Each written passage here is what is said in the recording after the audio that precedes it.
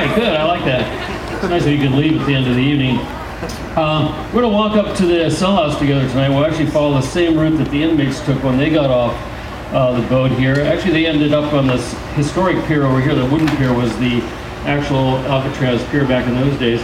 But the inmates walk up the same route that we're going to be walking up to the cell house tonight. They went in the same entrance, the basement entrance of the cell house that you guys are going to go in. You'll see the shower room where they got their first shower here at Alcatraz. In there you'll get, not a shower, but you'll get a audio player that will guide you through the cell house. It's a great program. It's actually narrated by former inmates and correctional officers that are still alive today. So you'll hear the actual voices of the men that worked and lived in that cell house on the audio tour.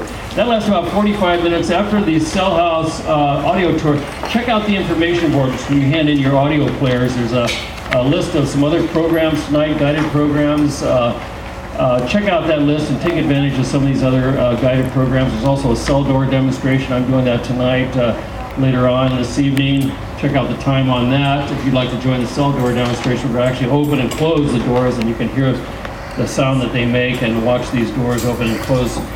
Still a working mechanism today after about 60 years out here. It's still working today. And let's see, what else? Restrooms down here on the dock, one restroom facility, and then there's another restroom facility way up at the top of the hill by the lighthouse there. And rules, you probably heard this on the boat: eating, drinking, and smoking only allowed down here on the dock area. We appreciate that if you follow those rules. Anybody have any questions at all? Anything at all? Anything you read in your brochures or heard about Alcatraz you want to clear up? I like that. Thank you. I like my hat, yeah. Yeah, they're pretty expensive, about $85, so we take pretty good care of them. They protect us from the gulls out here. We have about 2,000 gulls that come here in the summertime. They're gone right now, fortunate for you.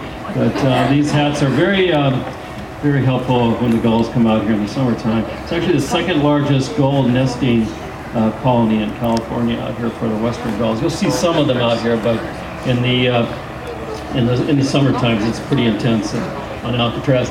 Now, well, let me ask you a question. Who do you think the first people were to live on Alcatraz Island?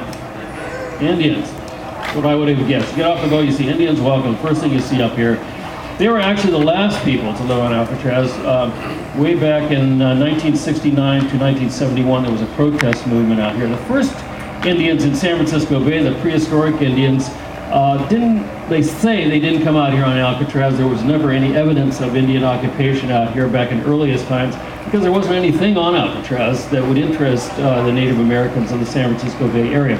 No trees, no plants, no flowers. It was literally a rock, nothing on Alcatraz. So we think that there was never any habitation of Alcatraz by Native people. But the first people to actually inhabit Alcatraz Island, let me give you a clue. This building right behind me here was named Building 64 by the first people to live on the island. Who would name a building after a number?